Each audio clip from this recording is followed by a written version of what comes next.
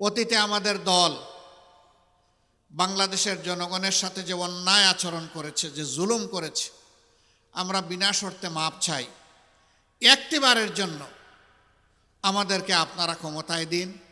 আমরা ভালো হয়ে গেছি, এখন দেশের জন্য ভালো কিছু করতে চাই। ৭২-এর 10 জানুয়ারি থেকে ৭৫-এর 15 আগস্ট পর্যন্ত দেশে যে ফ্যাসিবাদ কায়েম হয়েছিল, এক নায়কতন্ত্র কায়েম হয়েছিল, যার পরিণতি সচক্ষে দেখেছে এদেশের মানুষ, এটা থেকে আওয়ামী লীগ শিক্ষা নিবে। কিন্তু ওই যে কথা আছে, কয়লা ধইলেও ময়লা যায় না। সাবান আর সার্ফ এক্সেল যা দিয়েই ধর না কেন, কালো কয়লা আরো কুচকুচে কালো হয়। আওয়ামী লীগের ক্ষেত্রে তাই হয়েছে। 3 দফায় বাংলাদেশের মসনদে তারা এসেছিলেন। ৭২-এর 10 জানুয়ারি,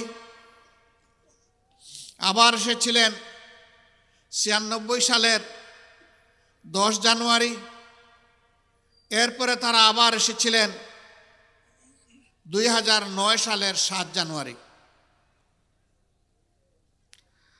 এই 3 বার তারা ক্ষমতায় এসে বাংলাদেশকে ছুপ ছুপ রক্ত আর খাড়ি খাড়ি লাশ উপহার দিয়েছে। 96 সালে ক্ষমতায় আসার আগে হাত জোড় করে তারা জনগণের কাছে ক্ষমা চেয়েছিলেন। অতীতে আমাদের দল বাংলাদেশের জনগণের সাথে যে অন্যায় আচরণ করেছে, যে জুলুম করেছে, আমরা বিনা শর্তে মাপ চাই। একটিবারের জন্য আমাদেরকে আপনারা ক্ষমতায় দিন। আমরা ভালো হয়ে গেছি, এখন দেশের জন্য ভালো কিছু করতে চাই। হাতে তসবি ছিল, মাথায় ঘুমটা ছিল। জনগণ সহজ সরলভাবে ধারণা করেছিল তাদের মানসিকতার পরিবর্তন হয়েছে, কিন্তু না। যখনই তারা মসনদে বসলেন, তারা আপন রূপে আত্মপ্রকাশ করলেন।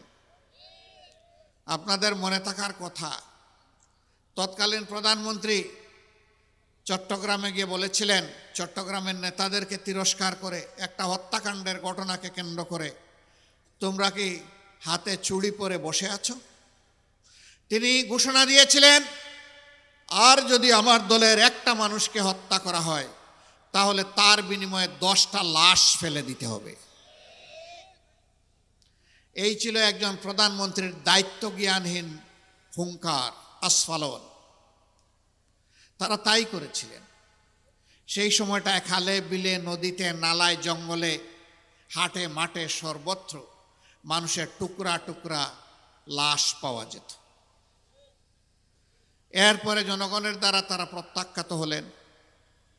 আবার অস্থিতিশীল পরিবেশ সৃষ্টি করে 2006 সালের 28 অক্টোবর প্রকাশ্য দিবালুকে পল্টন মোড়ে সাপকে যেভাবে মারা হয়, সেইভাবে লগি বৈঠা দিয়ে পিটিয়ে পিটিয়ে মানুষ হত্যা করা হলো। এমনকি বিশ্ববিবেক আর মানবতাকে লজ্জা দিয়ে সেদিন মাটিতে পড়ে যাওয়া নিথর শরীরের উপর উঠে তারা লাফালাফি নাচানাচি করেছিল। এরা কোন প্রজাতি? এরা কি আসলেই মানুষ প্রজাতি? পশুও এরকম আচরণ করে না। তারা তাই করেছিলেন। সেদিন টেলিভিশনের সামনে বসে থাকা শিশুরা চিৎকার দিয়ে অনেকে বেহুশ হয়ে পড়েছিল। দেশ বিদেশ থেকে ধিক্কার জানানো হয়েছিল, কিন্তু না, তারা এর মধ্য দিয়ে জানান দিয়েছিল, আগামীতে চলে বলে কৌশলে আমরা ক্ষমতায় যাবই, আর আমরা ক্ষমতায় গিয়ে যা করব আজকে তার একটা রিহার্সেল দেখালাম বিশ্ববাসী। সেই তারা ক্ষমতায় এসে বিডিআরের পিলখানায় হত্যাকাণ্ড থেকে শুরু করে জামাতে ইসলামীর সম্মানিত নেতৃবৃন্দকে হত্যা করার মধ্য দিয়ে তারা যে খুনের রাজত্ব কায়েম করেছিলেন, আমরা তার বিভৎস চেহারা শাপলা চত্বরেও দেখেছি। আমরা বাংলাদেশের সর্বত্র দেখেছি।